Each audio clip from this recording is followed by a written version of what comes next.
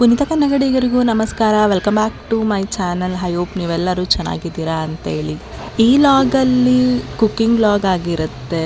ಒಂದು ರೆಸಿಪಿನ ನಾನು ನಿಮ್ಮ ಜೊತೆನೂ ಶೇರ್ ಮಾಡ್ಕೊತೀನಿ. ಆ್ಯಂಡ್ ನಾನು ಆ ರೆಸಿಪಿನ ನಮ್ಮ ಅಮ್ಮನ ಹತ್ರ ಹೇಳಿಸ್ಕೊಂಡು ಮಾಡ್ತಾಯಿದ್ದೀನಿ for the first time. So welcome to my cooking vlog. ಹಿಂಗೆ ಯೂಟ್ಯೂಬ್ನ ಸ್ಕ್ರಾಲ್ ಮಾಡಬೇಕಾದ್ರೆ ಒಂದು ರೆಸಿಪಿನ ನೋಡಿದೆ. ಅದು ಏನಂದರೆ ಅವರೆಕಾಯಿ ಹಸಿ ಖಾರ ಉಪ್ಸಾರು. ನನಗದು ನೋಡಿದ ತಕ್ಷಣ ಬಿಸಿ ಬಿಸಿ ಮುದ್ದೆ ಜೊತೆಗೆ ಹಸಿ ಖಾರ ಹಾಕ್ಕೊಂಡು ತಿಂದರೆ ತುಂಬಾ ಚೆನ್ನಾಗಿರುತ್ತೆ ಅನ್ನಿಸ್ತು. ಆ್ಯಂಡ್ ನೋಡಿದ ತಕ್ಷಣ ನನಗೆ ಬಾಯಲ್ಲಿ ಮೌತ್ ವಾಟ್ರಿಂಗ್ ಸ್ಟಾರ್ಟ್ ಆಯಿತು. ಅದಕ್ಕೆ ನಮ್ಮ ಅಮ್ಮನ ಹತ್ರ ಕೇಳಿಬಿಟ್ಟು ಈ ರೆಸಿಪಿನ ನಾನು ಟ್ರೈ ಮಾಡ್ತಾಯಿದ್ದೀನಿ. ಫಸ್ಟು ನಾನು ಕುಕ್ಕರಲ್ಲಿ 3 ಗ್ಲಾಸ್ ಆಗೋಷ್ಟು ನೀರು ಹಾಕ್ಕೊಂಡಿದ್ದೀನಿ. ಆ್ಯಂಡ್ ಅವರೆಕಾಯಿ, 3 ಟೊಮ್ಯಾಟೊ, 2ರಿಂದ 3 ಹಸಿಮೆಣ್ಸಿನ್ಕಾಯಿ. ನಮ್ಮ ಮನೇಲಿ ಖಾರ ತಿನ್ನೋ ಸ್ವಲ್ಪ ಕಮ್ಮಿ, ಅದಕ್ಕೆ ನಾನು ಒಂದು 3 ಹಸಿಮೆಣ್ಸಿನ್ಕಾಯಿ ತೊಗೊಂಡಿದ್ದೀನಿ. ಅವರೆಕಾಯಿನ ಪಾತ್ರೆನಲ್ಲೂ ಬೇಯಿಸ್ಕೊಳ್ಬೋದು. ಬಟ್ ಪಾತ್ರೆನಲ್ಲಿ ಬೇಯಿಸ್ಕೊಂಡ್ರೆ ಏನಾಗುತ್ತೆ ಅಂದರೆ ಒಂದು 15ರಿಂದ 20 ನಿಮಿಷ ಬೇಯಬೇಕು. ನನಗೆ ಬೇರೆ ಟೈಮ್ ಕಮ್ಮಿ ಇತ್ತು. ಆಲ್ಮೋಸ್ಟ್ ಒಂದು 7:30 ಆಗಿಬಿಟ್ಟಿತ್ತು. ಇನ್ನೇನು ಊಟ ಮಾಡೋ 8:30 ಅಷ್ಟೊತ್ತಿಗೆ ಅಡುಗೆ ಆಗಬೇಕಲ್ಲ ಅಂತ ಹೇಳ್ಬಿಟ್ಟು ನಾನು ಕುಕ್ಕರಲ್ಲಿ ಟ್ರೈ ಮಾಡಿದೆ. ಕುಕ್ಕರಲ್ಲಿ ಒಂದೇ ಒಂದು ವಿಸಿಲ್ ಮಾಡ್ಕೊಂಡಿದ್ದೀನಿ ಅಷ್ಟೇ. ಮತ್ತು ಬೇಗನೂ ಆಗುತ್ತೆ. ಪಾತ್ರೆಗೆ ಕಂಪೇರ್ ಮಾಡಿದ್ರೆ ಕುಕ್ಕರಲ್ಲಿ ಒಂದೇ ಒಂದು ವಿಸಿಲ್ ಅಷ್ಟೇ. ಒಂದು 5ರಿಂದ 7 ನಿಮಿಷ ಅಷ್ಟೇ ವಿಸಿಲ್ ಬಂದುಬಿಡುತ್ತೆ. ಬೇಗನೆ ಆಗೋಗುತ್ತೆ. ಇನ್ನು ಅವರೆಕಾಯಿ ವಿಸಿಲ್ ಆದಮೇಲೆ ಅದು ಕೂಲಾಗಲಿ ಅಂತೇಳಿ ಸೈಡಲ್ಲಿ ಇಟ್ಕೊಂಡಿದ್ದೀನಿ. ಇನ್ನು ನಮ್ಮ ಅಮ್ಮನ ಹತ್ರ ಖಾರಕ್ಕೆ ಏನೆಲ್ಲ ಬೇಕು ಅಂತ ಹೇಳಿಸ್ಕೊಂಡು ಫಸ್ಟು ಅದನ್ನು ಪ್ಲೇಟಲ್ಲಿ ಜೋಡಿಸ್ಕೊಂಡ್ಬಿಟ್ಟೆ.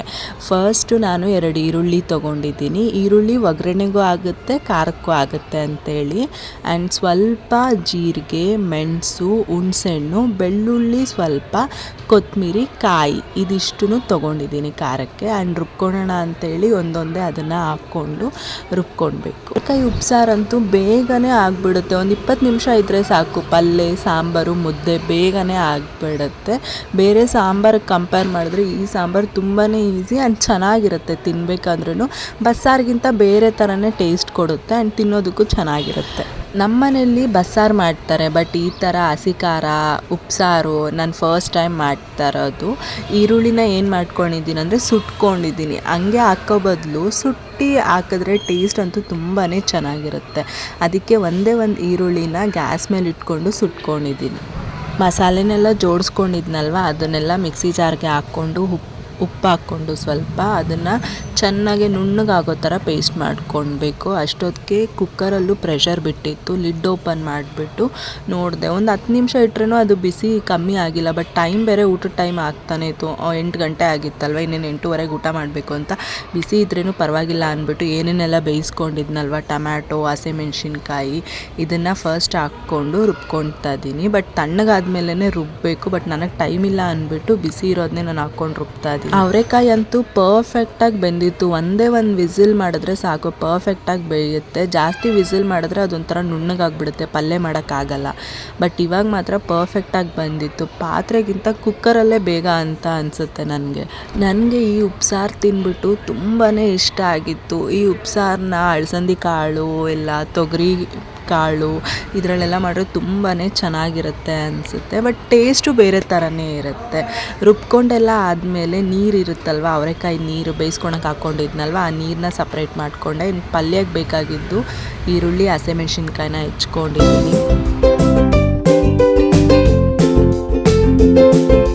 ಇನ್ನು ಪಲ್ಯಗೆ ಒಗ್ಗರಣೆ ಹಾಕೋಣ ಅಂತೇಳಿ 1-2 ಸ್ಪೂನ್ ಆಗೋಷ್ಟು ಎಣ್ಣೆ, ಸ್ವಲ್ಪ ಎಣ್ಣೆನ ಕಮ್ಮಿನೇ ಹಾಕ್ಕೊಂಡಿದ್ದೀನಿ ಈ ಪಲ್ಯಗೆ. ಜೀರಿಗೆ, ಸಾಸಿವೆ, ಹಸಿಮೆಣ್ಸಿನ್ಕಾಯಿ ಆ್ಯಂಡ್ ಈರುಳ್ಳಿನೂ ಅಷ್ಟೇ ಜಾಸ್ತಿ ಹಾಕಿದ್ರೆ ಟೇಸ್ಟ್ ಚೆನ್ನಾಗಿರುತ್ತೆ. ಈರುಳ್ಳಿ ಎಲ್ಲ ಸ್ವಲ್ಪ ಕೆಂಪಗಾದ್ಮೇಲೆ ಕರ್ಬೇವಿನ ಸೊಪ್ಪು ಹಾಕ್ಕೊಂಡಿದ್ದೀನಿ. ಆಮೇಲೆ ಬೇಯಿಸ್ಕೊಂಡು ಇಟ್ಕೊಂಡಿರೋ ಅವರೆಕಾಯಿನ ಹಾಕ್ಕೊಂಡು ಉಪ್ಪು ಹಾಕ್ಕೊಂಡು ಮಿಕ್ಸ್ ಮಾಡಿದ್ರೆ ಈ ಪಲ್ಯ ರೆಡಿ ಆಗುತ್ತೆ. ಆ್ಯಂಡ್ ತುಂಬಾ ಚೆನ್ನಾಗಿತ್ತು. ಪದೇ ಹೇಳ್ತಾಯಿನಿ, ಈ ಹಸಿ ಖಾರ ತುಂಬಾ ಚೆನ್ನಾಗಿತ್ತು.